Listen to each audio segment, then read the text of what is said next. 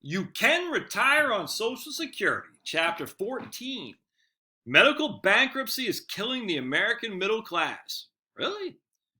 You probably have read such scare stories as, and I quote, the American Journal of Medicine documents that healthcare expenses were the most common cause of bankruptcy in the United States in 2007, accounting for 62% of U.S. bankruptcies compared with 8% in 1981. Or this, quote, medical bankruptcy is killing the middle class. Or this from CNBC, 2/3 of people who file for bankruptcy cite medical issues as a key contributor to their financial downfall. The list goes on and on. Lots of articles warning you about healthcare costs and how you're only one illness away from losing everything. We'll leave out, for the time being, the Marxists who are pushing this narrative in order to establish a single-payer system. But suffice it to say, the media has fallen for this claim hook, line, and sinker. And because of the continued reporting of these studies over and over, and I was doing scare quotes when I said reported in studies, they have perpetrated a myth that people can't retire due to healthcare risk. On a side note, remember, whenever it comes to the media, if it bleeds, it leads. The media have a huge incentive to report scary stuff. It's our fault, though. Negativity draws eyeballs. Thankfully, the truth is out there, and the truth is that these people are wrong, dead wrong. Let's start with the oft-cited, quote, research, unquote, that propelled Elizabeth Warren to national prominence. Here is the abstract of the paper she co-authored back in the early 2000s. Their findings have since taken a life of its own, scaring countless Americans almost like a Stephen King novel. Abstract. In 2001, 1.45 million American families filed for bankruptcy. To investigate medical contributors to bankruptcy, we surveyed 1,771 personal bankruptcy filers in 5 federal courts and subsequently completed in-depth interviews with 931 of them. 931. About half cited medical causes, which indicates that 1.9 to 2.2 million Americans, filers plus dependents, experienced medical bankruptcy.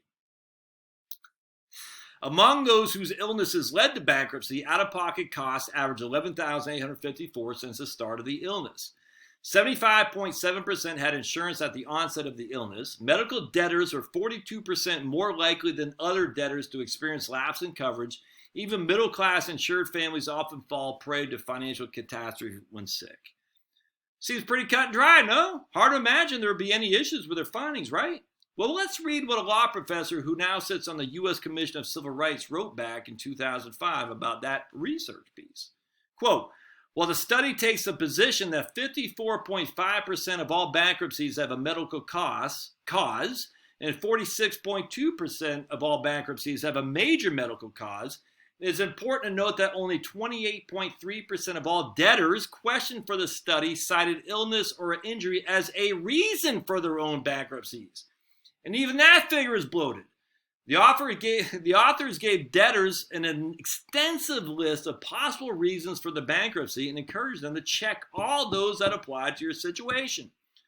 Among the reasons listed were job program problems, illness or injury to self or family member, divorce or family breakup, may lose home, eviction, foreclosure, victim of fraud or crime, addition of a family member, gambling, trouble in managing money, employer's business failed, car accident, death of a family member, credit card debt out of control, victim of disaster, flood or fire, aggressive collection efforts by creditor, alcoholism or drug addiction, something else, but they don't say what. The 28.3% figure was obtained from the results of this question. Any bankruptcy of a debtor who cited illness or injury of self or family member was counted as having a major medical cause, regardless of how many other reasons were also cited by that debtor. The study fails to make this clear. Although it states that some debtors cited more than one medical contributor, it fails to make clear that some debtors no doubt checked both medical and non-medical reasons for their bankruptcy. Some maybe even have checked all 16 reasons, which I just cited. Such bankruptcies were nevertheless reporting as having a major medical cause. Emphasis mine. I'd highly encourage you to read Gail Heriot's paper, which completely takes apart the Warren research. And I just want to cite it again. Look at this. Credit card debt out of control. troubling in managing money. Where's the other one? Divorce or family breakup,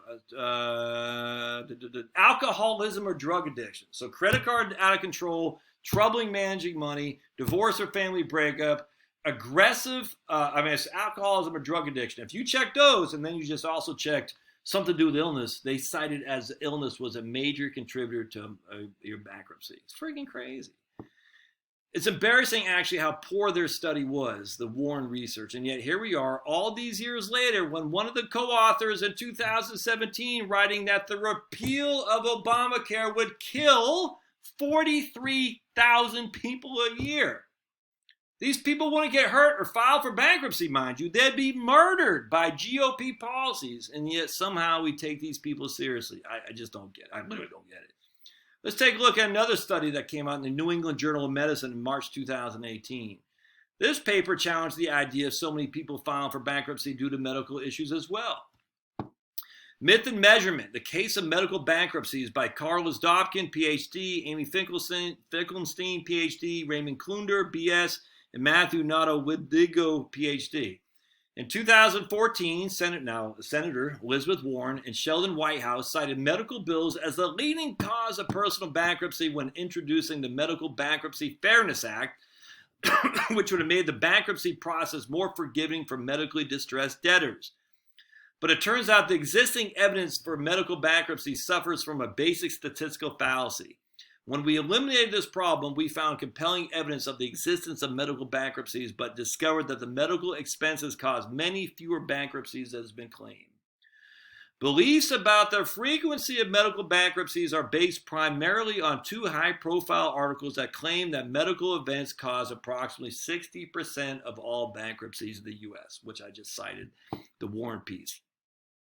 In these studies, people who have gone bankrupt were asked whether they experienced health-related financial stress such as substantial medical bills or income loss due to illness. People were also asked whether they went bankrupt due to medical bills. People who reported any of these events were described as having experienced a medical bankruptcy.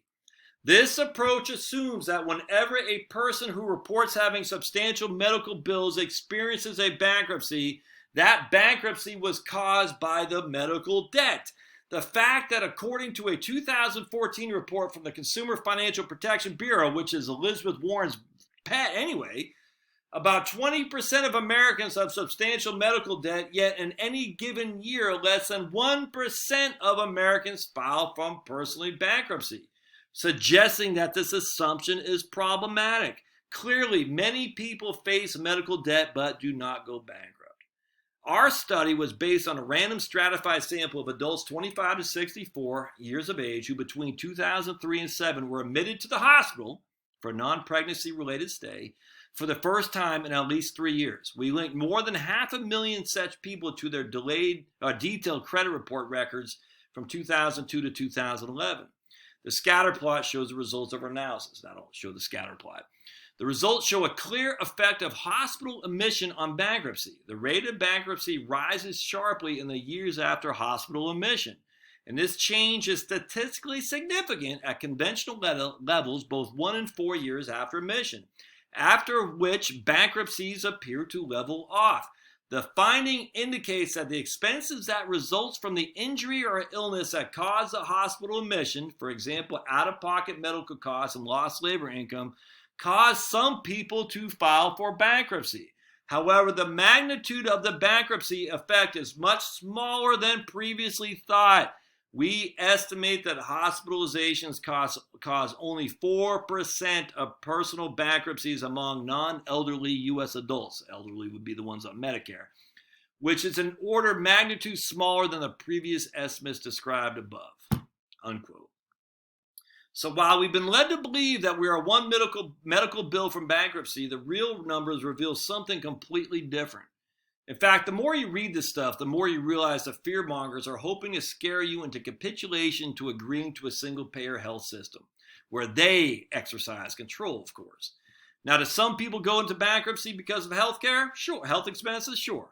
Do people also go into bankruptcy because of a large mortgage payment, car loan, credit card debt? Yep. Weird that there's no political movement encouraging a government takeover of consumer products to keep us from going to bankrupt. Well, at least not yet. All right, so stay tuned for the final chapter here, The Truth About Medical Costs and Retirement. This might be my second favorite chapter of this book. So hang in there and smash. We'll see you next time.